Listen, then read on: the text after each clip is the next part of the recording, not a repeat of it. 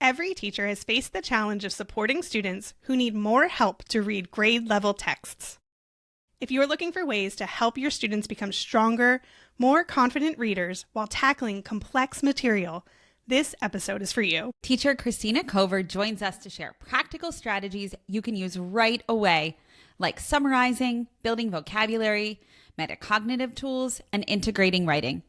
You'll leave with simple, effective tools to make complex texts more accessible for all learners. Hi, Christina. Welcome to the podcast. We're so glad you're here. Hi, Melissa and Lori. So glad to be here. Thank you so much for the opportunity.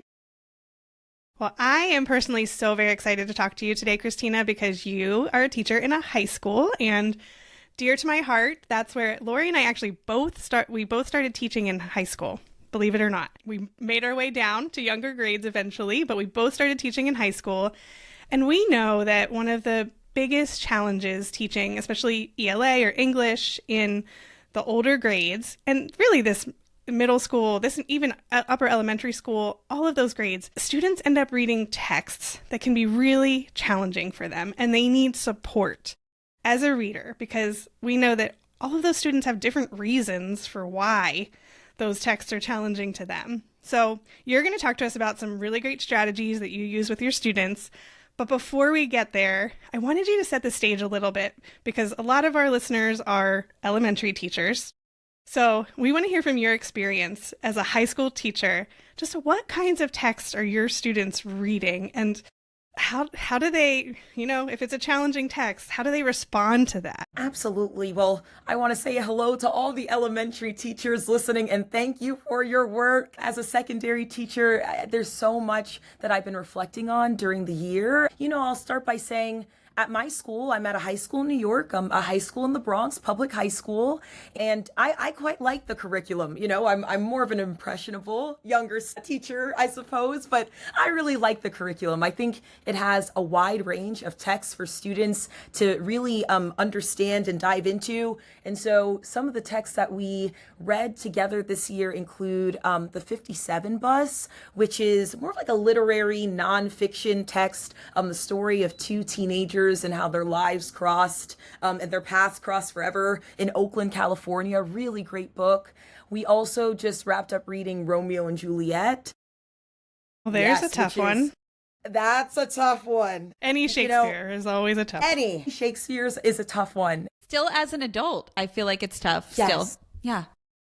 It's challenging for anyone. And so it was interesting to see that play from Shakespeare is included in the curriculum, in the workbooks. And so students are asked to read that and then also write, which I know we'll get to later, but they have to write about how themes and ideas from Romeo and Juliet are still relevant today. And so that was a huge lift. We read Night by Elie Wiesel. We read a lot of fiction and nonfiction texts that were shorter, some informational texts. And we also read some poetry. And we also read literary analysis pieces, like examples of literary analysis essays on Romeo and Juliet, and also listened to and read a transcript of a podcast. And so there was a wide range. And I think that my students really enjoyed some of the texts that were more relevant to their current day, things going on today. But I would say when it comes to the texts that are more challenging, we definitely get a range of reactions. Some students will try to find ways to power through, but other students will feel really discouraged and have a difficult time understanding the text and then the corresponding activities. So it really is a wide range. And I'm teaching, like I've mentioned to you, Melissa and Lori, I teach small groups, and I also am the ELA teacher right now, and I have been since around January. So I co-taught, and now I'm taking that lead content role. And so I've been seeing a lot and trying my best to work with the students and help them throughout the year with the curriculum. Oh my gosh, the texts that you mentioned alone are really complex. We already talked about the Shakespeare one, but there are so many other texts that you called out that are complex for so many different reasons. And that's not even taking the reader into consideration, right? Just the text alone. And then when you add the reader in, there's so many challenges. So I know you have... Lori, can I jump in real quick? Sorry, Yeah. I just wanted to add. So Night, I feel like is one of those ones where it's tricky, because I think if you look up the Lexile level, isn't it a pretty low lexile level, so I think people assume, oh, that's an easy book to read. But even Totally. just thinking about the topic of it, right? And the heaviness of the Holocaust and everything that understanding, what he went through and what his family went through. I mean, that so complex, the Lexile level doesn't cover the complexity of that text. Absolutely. 100. Okay, so that's a good point. I'm glad you called that out, Melissa. So, Christina, I know that you have strategies to share to help your students get through these complex texts, right? And I'd love to cue you up for one that you told us about in our pre-call, called Getting the Gist. And this is really all about summarizing, right? I'd love to hear how you teach your students to get the gist, right? And also how it helps them, how you see it in action, helping them as they're reading these really difficult texts. Totally, totally. Yes, I think, get the gist is a strategy that I'm excited to talk about today because it seems like it's something that is really taking hold, at least in New York, among the New York City public schools. After doing some research, I think it's a John Cunningham, who is one of the lead developers of the strategy, and it stands for Generating Interactions Between Schemata and Text. And so I first learned of it because I'm hired as a centrally funded special education intervention teacher at my school. And so we get to go to these great monthly trainings. There's a wonderful leader, Rebecca Vitale DeCola. I have to shout her out. She's an amazing leader who does a lot of work with all the centrally funded interventionists throughout New York City public schools. And she introduced it to us because, a lot of us will colloquially say, gist, like, oh, what's the gist? But this is a really neat strategy that asks the students to read a specific passage from the text. And it can be an informational text, fiction, nonfiction, but we're really looking for a dense text that students need to unpack. And then you can scan it for text features and model how to do that with the students. And then the key is asking the students to identify the who or what and the most important information from the text. And so you can do this, at least how I've been doing it. I can ask the students to focus on the sentence level or ask them to focus on the paragraph level. And then they'll read it. I'll ask them to create a chart, or there's a worksheet that you can provide, and they'll write down that who or what and that most important information. And so after they do that for a while, they'll be asked to make a gist statement. And this is the fun part. That gist statement can be no longer than, you can set it 15 or 20 words, or no longer than 8 and 13 words, whatever you want it to be. And you can use those parameters to really help the students to narrow down and, get that high level summary from what they've just read. And so I really appreciate the versatility of the strategy. I think it's very versatile. It's great to model on the board. It's great for independent work. It's great in a notebook. Anyone can create that chart. And I really like the strategy too, because I think it can be embedded into curriculum very easily. So pre-standing curriculum. And for example, we've seen how it can be added to New Visions curriculum. There's a lot of New Visions science curriculum that's coming down. We're seeing a lot of that really dense syntactically, all of that material. And so you can embed those gist boxes throughout, and it can really help the students with keeping up with what they're reading.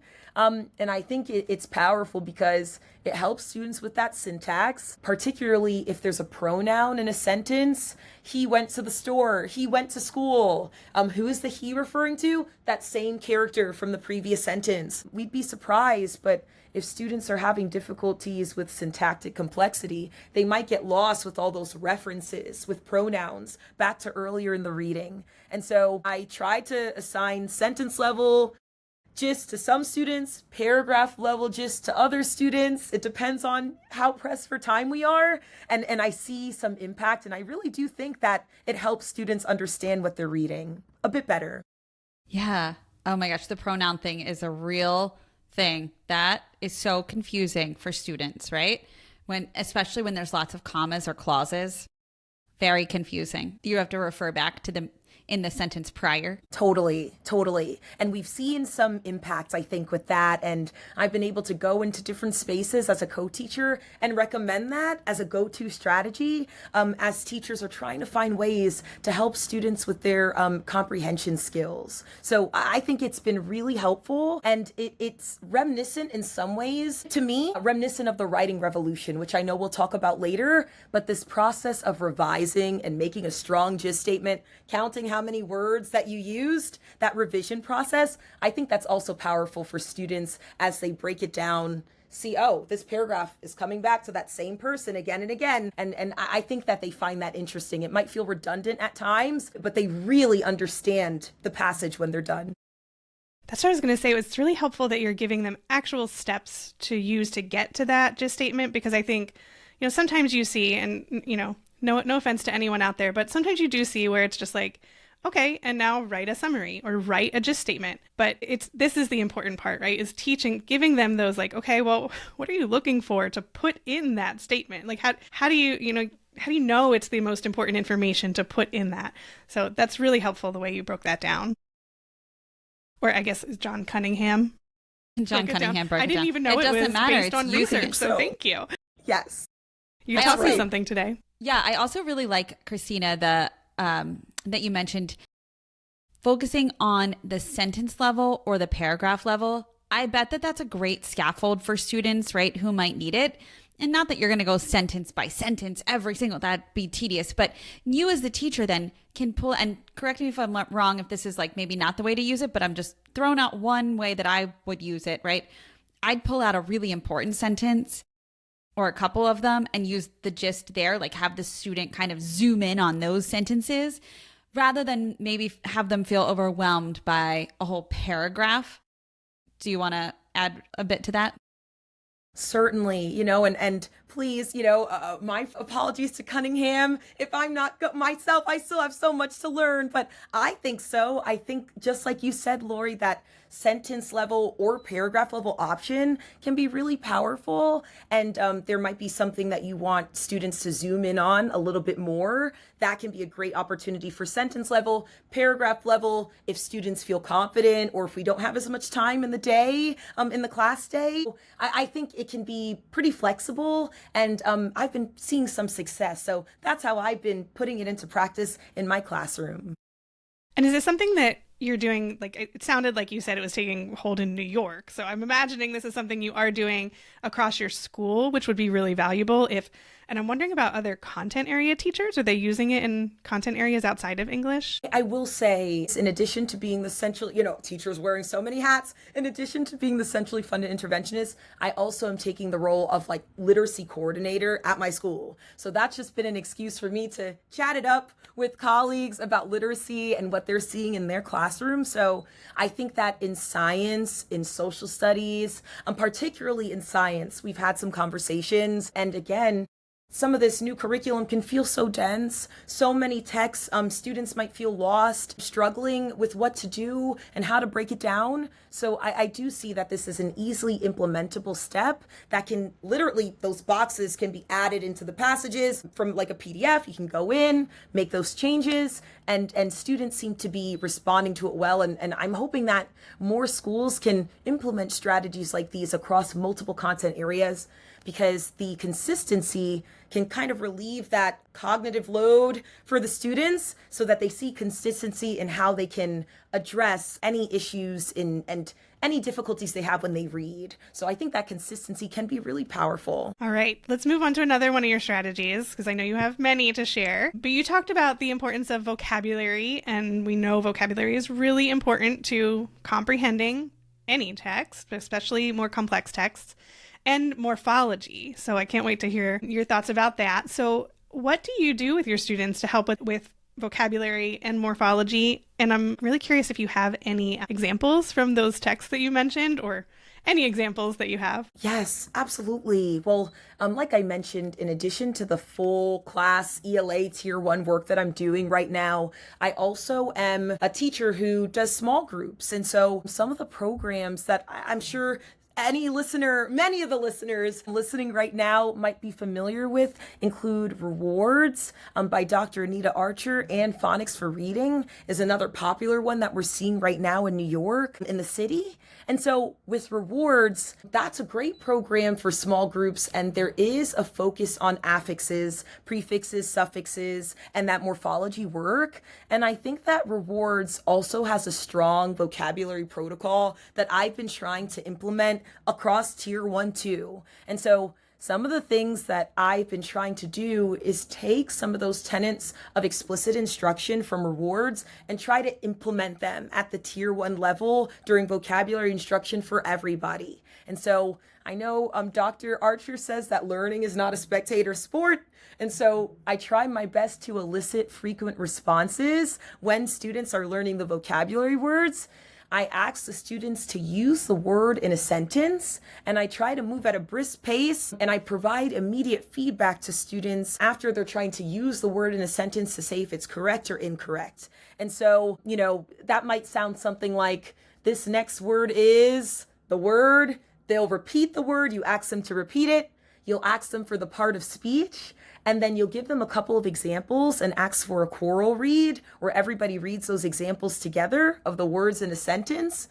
And then you might also provide them with a word family. So forgive, forgiveness, adverb, adjective, whatever it is, that part of speech. You'll go over that with the students and then ask them to turn and talk and use the word in a sentence. And I really think that instead of a vocabulary list that kind of lives in a notebook only, we really are trying to encourage the student to have many instances with the word so that they're more likely to remember it and practice it day to day. And so I'm trying to promote these practices as a literacy coordinator in professional development sessions and while co-teaching with colleagues at my school. And we've also seen some success with word matrices, like word matrix activities. And of course, Freyer models are a classic, another classic way to help students to break down vocab words and remember them. And so these are some of the things we're doing, but I still have so much to learn around vocabulary. But we've been seeing some success with those strategies.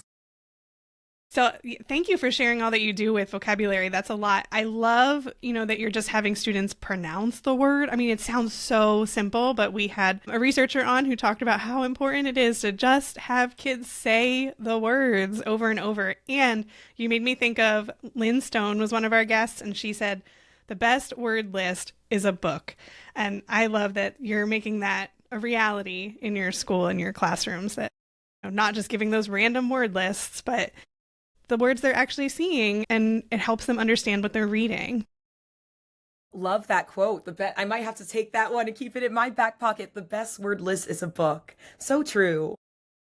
Yeah, that was really powerful when she said that. I was like, such a good point. Yes, lists can be helpful tools as teachers, but truly the best word list is a book and that embedded instruction. So cool. Christina, I'm thinking about when students they have, these strategies, right? They have getting the gist, you're using different word learning strategies, but what about when students don't comprehend what they're reading, right? What if they're using these strategies and they're not understanding?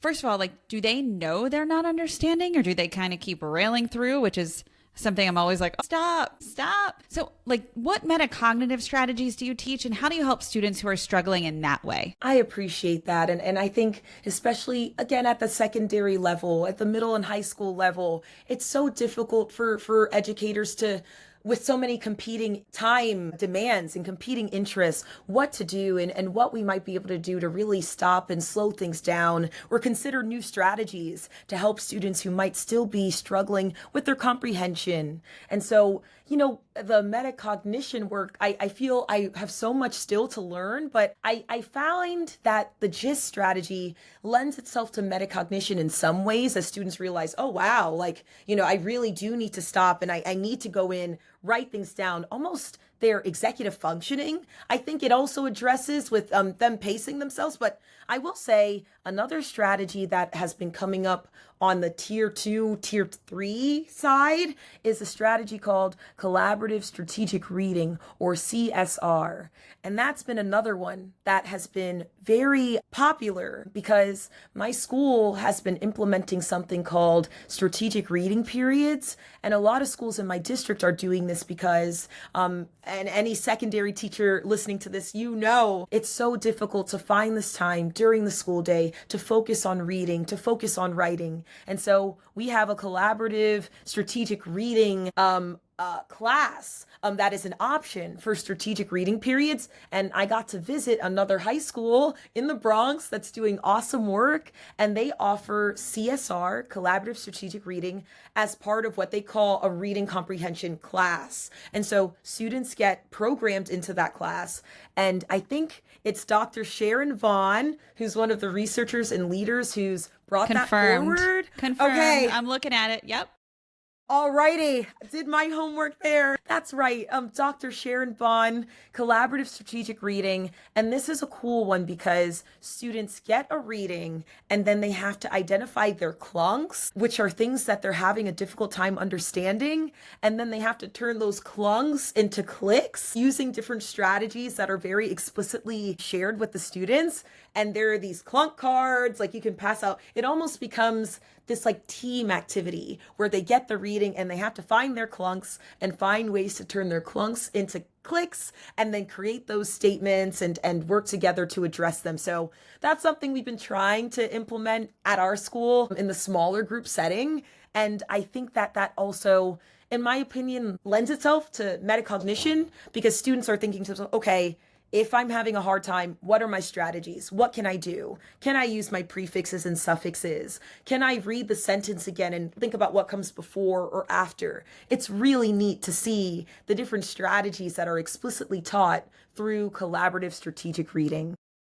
Can I just say that I feel like the mindset around that is really great because I think oftentimes kids get these tough texts, right? And it's like, I think they feel like they are supposed to just get it, right? And they probably then feel bad if they don't. And I love that idea is like, hey, we're all going to have a place where we're going to have some clunks. We all are going to have some places where we need to read it again or think about it in a different way or use the gist statement idea to figure out what's going on here. And just that idea of like, we're all going to find our places and all help each other to figure them out. I think it's just so helpful for just, again, just the mindset of that's what we're here for in school, is to help you through these challenging texts. I completely agree. And it's so neat to see how the protocol asks students to activate their prior knowledge, which is something I know we'll also talk about later, that importance of having prior knowledge that you're bringing into the text and then going from there. And I think there's also a possibility for roles, like there can be a scribe and there can be, so it really takes everything from like, oh, I'm struggling by myself, I don't know what to do. It takes that anxiety away and gives students a chance to work together as a team. So that maturity level has to be there. Students who are willing to work collaboratively and be productive. But, when that productivity and the instructions are clear, it really is cool to see students work together and give that strategy a try. And we hope keep those strategies in mind as they are facing a text on their own and applying that to other situations in school. Yes. Okay. So I also want to give credit to Jeanette Klingner. Her name came up as well when I searched for this. Thank you, Jeanette. Thank you, Jeanette, too. My middle name, ladies of the 80s. And I love these roles. I'm kind of looking at them right now. Christina, there's a leader, there's a clunk expert, an announcer, an encourager, a reporter, a timekeeper. Now, I could kind of see older students being a little eye-rolly about some of these, but at the same time, I think what they eye-roll about, like they actually will still do if you can sell it to them in the right way, right? Like, an encourager, I could be like, here's a pom-pom and go for it, Totally. Or, I just, clunk expert, I'm going to give them like a fake little brick or something. Just make it fun. I just feel like this is such a cool strategy. Like I want to make sure we plug it. What do you think, Christina? Are my ideas totally outrageous? Not at all. It really is a cool strategy. And I completely agree, and it's attention. It is attention in the secondary intervention space. So many offerings out there right now, but we want to find that spot where it doesn't feel babyish to the students, but it's also something that is addressing the skills they need. And I agree, Lori, when you sell it and when you're excited, the students are excited too. They might not say it at first, but they are looking for answers. They're looking for strategies. They're looking for things that can help them when they feel like struggles day to day. They're looking for help. And so this is something that can be fun, and that collaborative environment is really neat to see in the tier 2, tier 3 settings. And you also mentioned writing already, and the writing revolution specifically. But writing can sometimes be a challenge for our students too. But I'm wondering how you kind of use writing to help your students actually comprehend these tough texts instead of it feeling like now we just have two challenges, a tough text and you have to write about it. Yes, I joke all the time with the writing revolution and the Hockman method. I'm the most enthusiastic, unpaid member of the writing revolution fan club. Like, but I just love talking about it because I really think that the writing revolution has served as a phenomenal check for comprehension for my students. And I think, since taking on this kind of lead ELA teacher role this past year, towards the end of the year, I've really been all in on the writing revolution because I think that it is a bit of a checkpoint. Do not go forward. Do you really understand what we read in class? What's so cool about writing activities, sentence level activities following the Hockman method, in my opinion, you can't complete these activities unless you've read the text. You just can't. The because, but, so's, the subordinating conjunctions. I know my students are so tired of hearing the word appositive. The amount of times I tried to bring that one, forward, but I think some of them are really getting it. But I think it's a phenomenal check for comprehension because you're able to use, whether it's the 57 bus or Romeo, Juliet or Night, you can use those texts, create these custom activities, and students will have to have read the text in order to complete the activity. And if they haven't, it's been so cool this year to see students going back into their workbooks, back into their books, searching, asking questions. Oh, where was this again? What page was this on? And I think that their comprehension of the text has really increased because they had to use the writing revolution activity knowledge. They've had to use their knowledge in order to complete those writing revolution activities. And I think that it's translated to more engaged conversations about the text and more engagement around the readings. So I've been all in, and I think that I've seen increased comprehension using the writing revolution this year. Do you use it across contents? Well, that's the question, Lori. That's what, we're really hoping to continue to push for. And we're seeing that, again, thinking of other schools in the district, other schools across the country, from what I'm seeing in my district, in the city, we're seeing that when teachers are across the board going all in, using strategies in a consistent way, we're seeing increased success for the students. And so I've had the opportunity to partner with the Writing Revolution and bring a PD to my school where teachers got involved. They got to learn more about TWR. And so there is some interest in ongoing training in the summer going into next year for my school, which is exciting. It feels like we're making some steps there. And even until then, I've been able to talk with colleagues and they've told me in the hallway, hey, Ms. Cover, I used this strategy from TWR and I gave it a try. So I can't say that we're at all content level, like every content, every class, but I think we're moving in a really cool direction. And something I'll continue to advocate for, like I mentioned before, is that consistency, which relieves that cognitive load and ensures that students don't feel stressed as much going from this strategy to this strategy. They see some consistency, and that can help with their academic success. So it's certainly no light effort. It's certainly an undertaking at the school-wide level, but having allies in the work is so important. And I think that we're seeing some progress, and it's exciting to see all the strategies that colleagues are putting forth. We're also leaning into QFT, the question formulation technique, at my school right now. Which is, I think, something coming out of Harvard University and the Right Question Institute. We've seen some really great student experiences around QFT as well. So, I think every teacher comes in with like, this is my thing. I want everyone to try to use this thing. So I think it takes a balance of implementation and then also some grace as that work takes time. But we've been making some good progress, and even at this class level, a lot of positive progress can be made if you're all in on an evidence-based technique. Oh my gosh, so important. Yes. And you took the words out of my mouth that like progress takes time. And I love that you're just at an entry point of figuring it out together. And it seems like, I love the idea of having some professional learnings this summer, seeing what sticks, what you can get moving in the meantime while you wait for school to start again. So, Christina, something I'm thinking a lot about as you're speaking is these strategies that you're sharing, right? This getting the gist, which is really, summarizing, building vocabulary knowledge, using these metacognitive tools, and really integrating writing in everything. How do these strategies differ than like test prep strategies or test taking strategies? How are these different?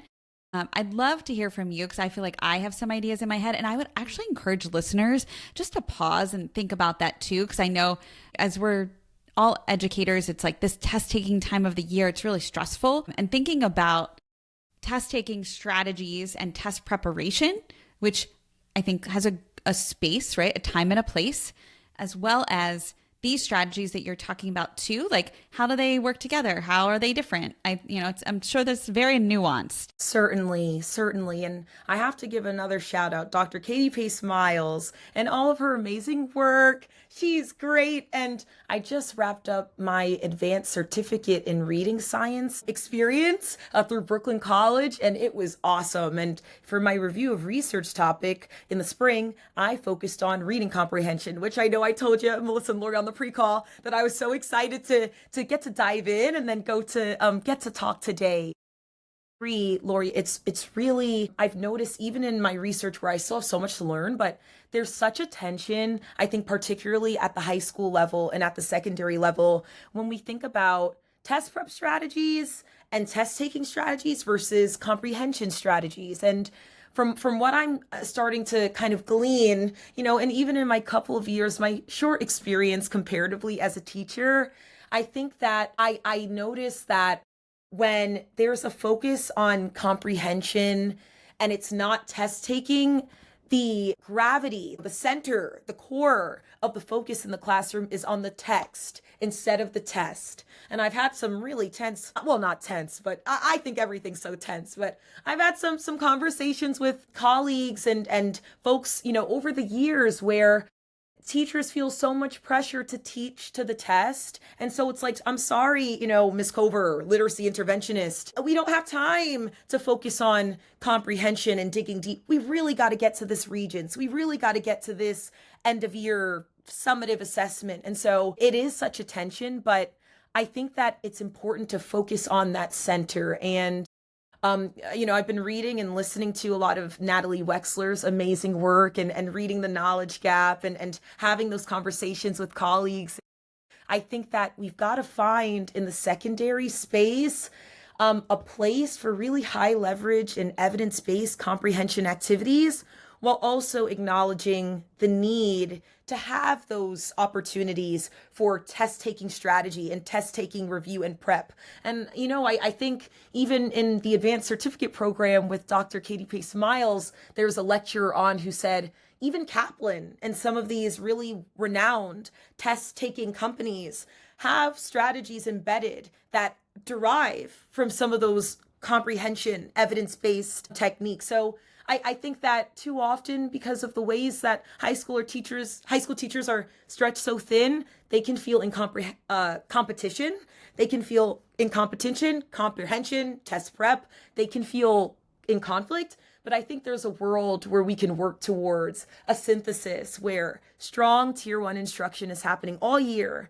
And we're using Get the Gist, we're using CSR, we're using TWR. And then we're also embedding those real world test-taking strategies, especially towards the end, to give our students the best possible chance at success in the test and in life beyond high school. So it's something that I'm learning a lot about, and I think that concept of a knowledge gap is something also that we need to be reckoning with, because for so many students, that knowledge that they didn't have access to because of decoding or fluency struggles over the years. We can't expect our secondary educators to be able to address all of that in the span of a year, plus get them ready for their regents or their state exams. So it's a true struggle, it's a tension, but I think there's a place for both in our secondary schools. Yeah, and that's such a good point, Christina. And I wish that you were in my school as the literacy coordinator when I was teaching, and both high school and even upper elementary. Well, really, I mean, I do think it's so helpful to hear, like, it's not like one or the other. Yeah, test taking strategies are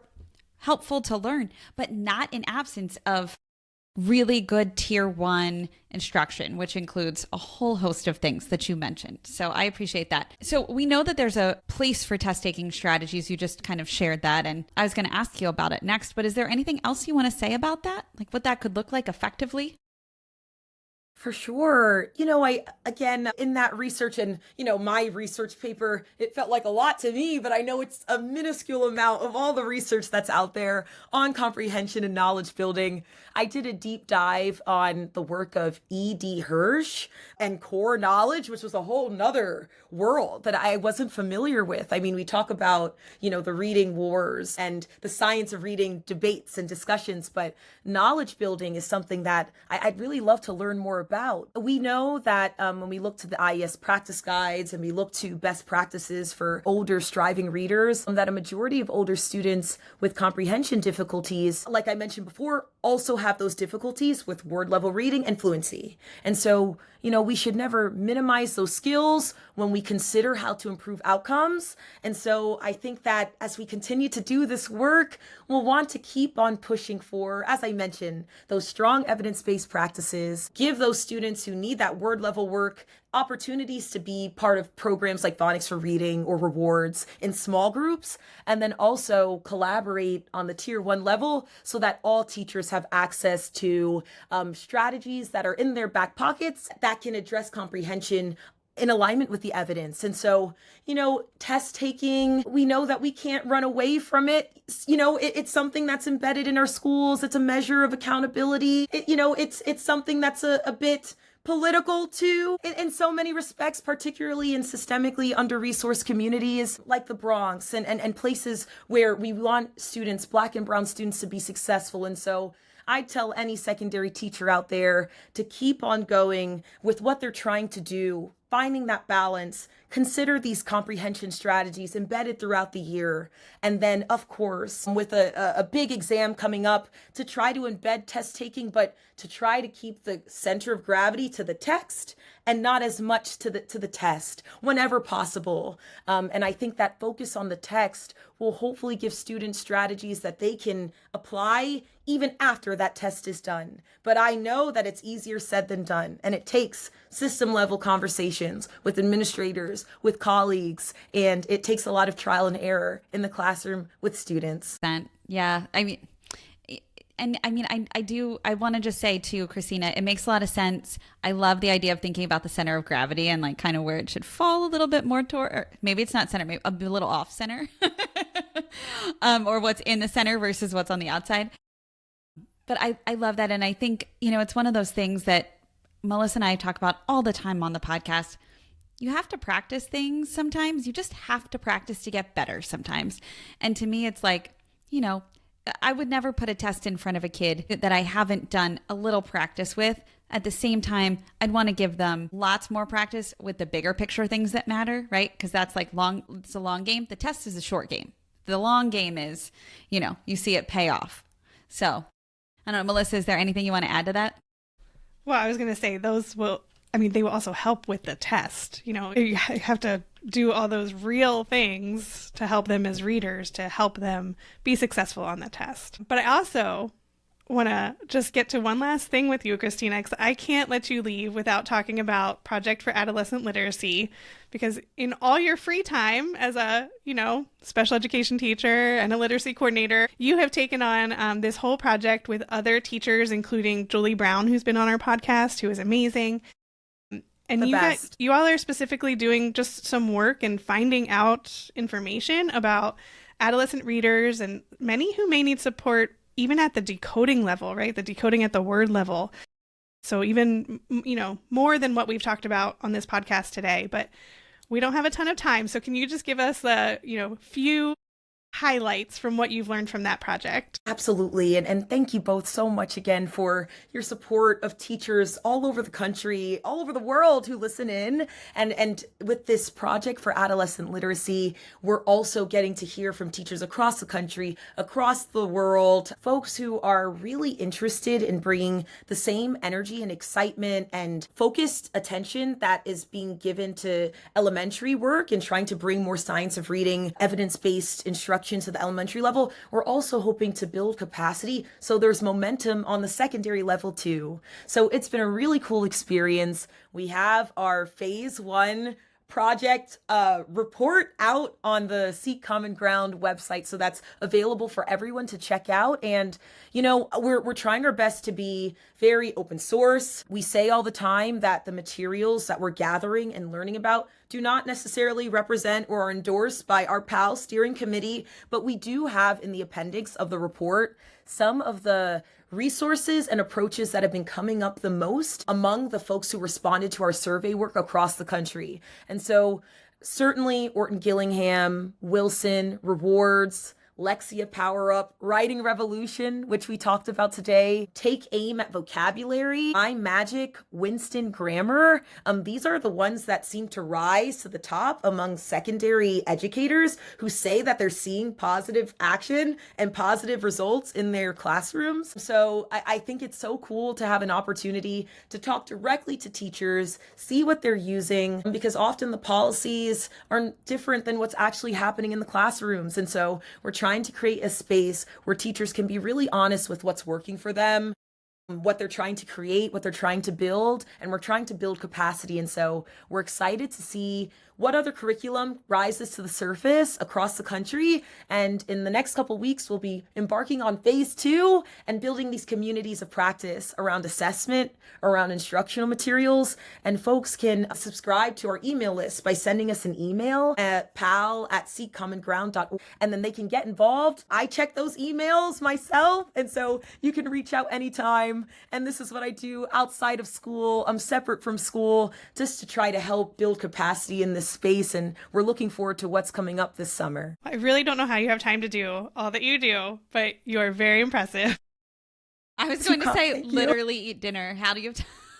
You're the best. Eating dinner, looking at the survey results, and it just it makes it easy when it's a passion and when it's so cool. So it's been a dream side gig for sure. And hearing from other teachers from the Bronx to Colorado to Wyoming with similar experiences, it's just been so awesome and makes me feel encouraged and uplifted as we try to keep this work going. Well, we are linking all of this stuff in our show notes, Christina. Like Melissa and I have been crazy linking stuff while you were been talking today. But I want you to repeat that email address one more time for anyone listening. Yes, that is PAL, P-A-L, @seekcommonground.org. And we get those emails and we'll add you to the list.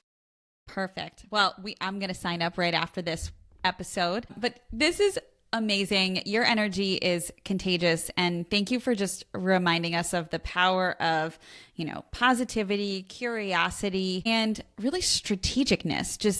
You're just so smart with how strategic you are. It makes it work smarter, not harder. And that's so necessary, especially with our older readers, whether they're third grade, quote, older and struggling, or 6th grade or 12th grade, because we know that they have less time in our school system than all of the other ones. So thank you for all that you do. Yeah, thank you for sharing everything today. It's been amazing. Thank you so much for the opportunity. And thank you both for your leadership. Thank you so much.